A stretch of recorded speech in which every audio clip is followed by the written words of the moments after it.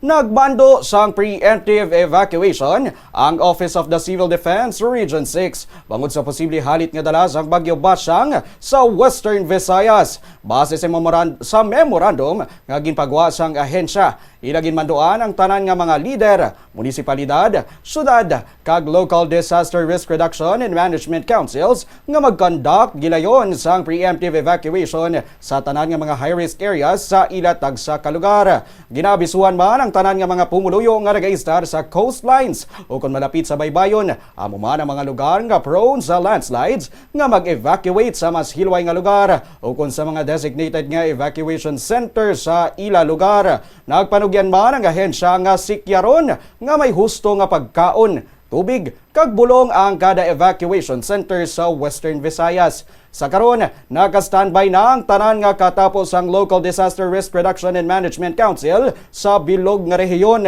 bilang pagpanghanda sa Bagyo Basyang.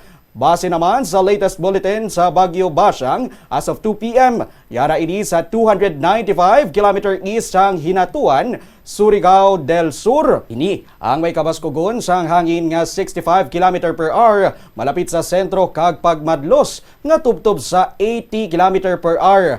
Nagahulag sa westward nga direksyon sa kadasigon nga 25 km per hour. Napaydalom gihapon sa tropical cyclone wind signal number 1 ang Guimaras, Iloilo, Capiz, Aklan kag Antique.